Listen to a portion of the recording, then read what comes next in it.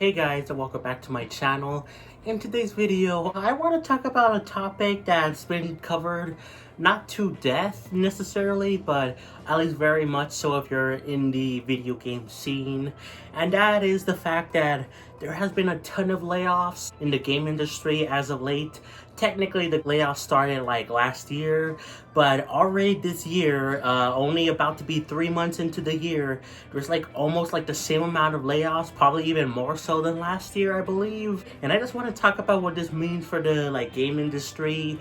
Does it mean a next video game crash is coming up soon, like the one in the 1980s? I don't necessarily think so, but I do think this is heading to some breaking point at some point. So I want to talk about that. So yeah, let's just get right into it. So like I said, yeah, there's been a ton of layoffs recently. Of course, it started back in 2023, but already this year there's been a ton of layoffs from Microsoft, Activision Blizzard, EA announced layoffs, Sony and Insomniac. There's been like so many layoffs, and like it's hard to keep track of like how many people are getting laid off, and it's really kind of scary in multiple ways. One, if you are working in these companies, if you're a designer or you do whatever for these companies and then you just get suddenly laid off, that's just scary because you lose your job, you lose your stability. But also I feel like because of what's happening with so many companies doing this, those people, at least some of them, will get disillusioned by the gaming industry as a whole, and they wouldn't want to continue to try to find a job somewhere else. They would just move on to some other tech thing or to some other career in general, and they won't want to do anything with games, and that would be a waste of their talents. No matter how talented they are, like even if they're like a small low-level designer or like someone that made a name for themselves, that's less talent in the industry, and I feel like that's a little bit scary to think about. Now, from what I hear, the tech industry is also facing like some layoffs, but I believe they're not as severe, or at least as common as there are currently right now with the video game industry. I could be wrong about that, but yeah, it's a little bit scary right now to see so many companies are doing this.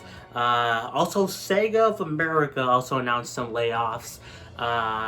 Though there's been one company that hasn't been seeing that many layoffs, in fact, I don't think any layoffs, and that is, of course, Nintendo, the best company ever. Just kidding, except not really. Well, let me explain. So Nintendo hasn't been seeing any layoffs, and that's because, for a few reasons, many Japanese-based companies that are still pretty based in Japan, like Nintendo, even Sega, who did have some layoffs, wasn't nearly as much. It was only like, I believe, like 60 people. Like it wasn't nearly as much as like some of the other companies where they say, oh, it's like 5% of our company. But if you say 5% and it's like a big company like EA, then that's like 500 people or something. But still, there was some layoffs from Sega, but not nearly as much as other companies. But Nintendo hasn't seen any, and that is purely because they are Japanese-based companies. And from what I know, Japanese companies have strict laws against labor unions and stuff like that. Basically, it's harder for them to kind of mistreat employees. In fact, if you look up many customer reviews from Nintendo, like people that work there, they say they had a pretty good time. Some issues, like, but they don't blame Nintendo really. They blame other things like environment or other workers, but they don't really blame Nintendo, which is kind of why I always was fascinated by it. If I could work somewhere, maybe I would work at Nintendo, before I started thinking of this YouTube thing. But yeah, so that's why you don't see any layoffs for Japanese-based companies. And recently Sony faced a lot of layoffs, and they are, or at least once were, a Japanese-based company. But lately, I believe as soon as the PS5 generation, they started to move away from Japan and become more focused on the America market, on the Western side of things. So that's why you're seeing all these things of like, Insomniac, many other companies from Sony. I believe Naughty Dog as well got some layoffs. So you're seeing that a lot. because they're no longer a Japanese-based company like they once were. If they were, there probably would be not many, if at all, layoffs. But yeah, I wanted to bring this all up because there's been a lot of news again of this recently, and it does make me wonder, along with many other people, is a new video game crash coming like it did in the 1980s?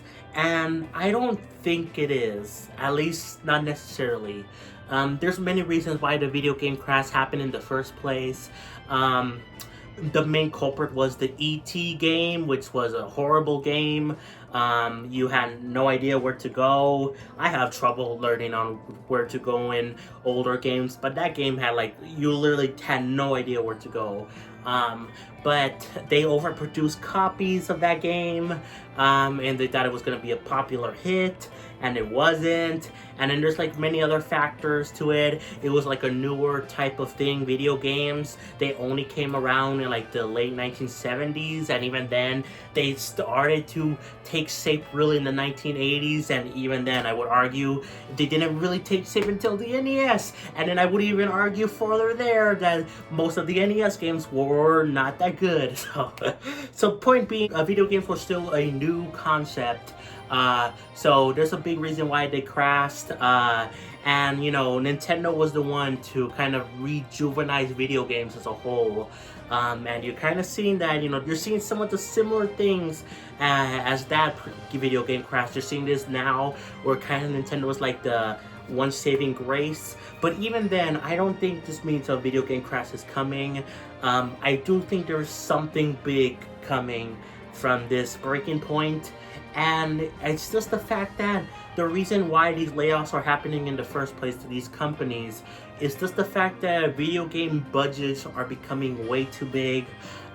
This has been talked about in other YouTubers' channels. I know that for a fact, but in case you haven't heard, Nintendo and some other companies, indies, they make their games and they do have budgets to them. Nintendo still has some big budgets, Tears of the Kingdom, but it's not as much as other companies where you see things for example, Saints Row, the new reboot. I think it cost 160 million or something. I could be wrong on that number. It could be more, it could be a little less. But that game took a lot of money and it did not do the best critically and financially. So the company that made it actually shut down. And that's why you're seeing lots of companies try to do a live service type thing. In fact, they kind of saw this coming when Fortnite came around. Now, there were games before Fortnite that were free-to-play things, but Fortnite was a big phenomenon. It still is, you could argue. There's so many good things about Fortnite. I wish I could play it more, but that's besides the point. The point being, it's still pretty big, but when it came out, it was huge, huge. And so companies decided to make live service games after that, but because of how long development time takes for games, you're only now starting to see more and more live service games. But because of that, the live service genre is kind of failing, and because they devoted so much money into these live service games companies, the studios shut down, or they have to do other things to make more money. And the reason why these live service things came out in the first place was, one, obviously because of Fortnite. They wanted to make money off that too, but also they wanted to add more money so that they could keep fueling their budgets for other types of games.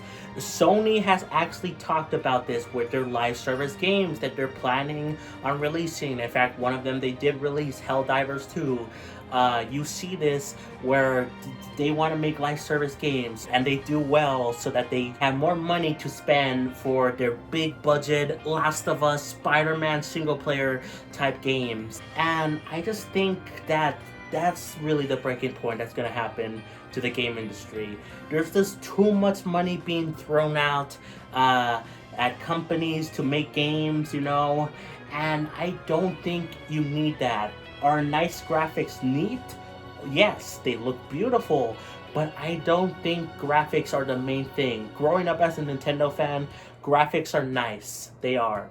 But they're not the be-all, end-all. And you see this clearly with indie games, with Nintendo. Nintendo still makes some good-looking games. Look at Mario Kart 8. That game was on the Wii U, and that game still looks gorgeous. And it's almost going to be a decade old, which is crazy. This year, it will be 10 years old, a decade. But the point being, the game still looks gorgeous. But even if a game doesn't look gorgeous, you know, it still plays good. Other Nintendo games, indie games, you know, like a Hades, like a Crosscode, which is the gameplay you're seeing in the background of this video.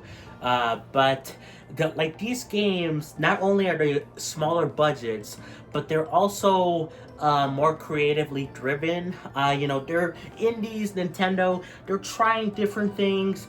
They're not as big in terms of the budgets, so you can see some more creative, unique takes. And I think that's really going to help save video game industry from like completely crashing, because I don't think it's going to happen. You know, I just think that something needs to change, and I think something will change with video game budgets. They will start to become less. Maybe there will be like a maximum budget, like you could only pay like, I don't know, 100 million per game. Or maybe they'll just be more smaller, like AA games, you know, like a $50, $40 game more often from like big companies. In fact, Insomniac talked about this, but like in like a leaked thing, and it was hacked illegally. But you know, they talked about this, how they were planning to do a Spider-Man 3 in like 2 separate parts, both for $50, which I still don't know how to feel about that. Like on one hand, I think that's a good idea, especially if it's like a big game and they're both like $50. That's good, instead of having one single massive game that's like $100 or whatever. But I do think that idea is prevalent within Sony and other companies to do these more smaller budget games, or at least not spend as much money in games, you know, because otherwise something has to break. Either they need to monetize the game through, you know, more microtransactions, which there have been throughout many games, you know, even some single player games already, thanks EA. But you see that, or you would see games costing more, like they will cost like $80, $90, $100, and I don't think anyone wants to see that. But yeah, I think this will be a breaking point for the game industry at some point. At some point in the near future, but I don't think it will be a next video game crash, because I think, in all honesty, the video game industry is too big to fail. That doesn't mean there can't be cracks. There have been so many cracks recently, but it's just so successful right now, and it's not a niche thing. In fact, most people game to some extent, whether it be on tablets or, you know, through consoles, PC. Most people game to some extent. And it's not just a niche thing anymore for your little kid, you know, so like it was in like the 80s, you know. So I think something will give way, something will happen that will make developers and companies change, but I don't think it's going to be a video game crash. But that's just my opinion. Let me know what you guys think. Is a video game crash imminent, or do you not think so like I do? Either way, guys, that's going to be it from me. I hope you enjoyed. Like, subscribe, play some Xenoblade, and I'll catch you guys next time for more. Peace. Bye, everyone.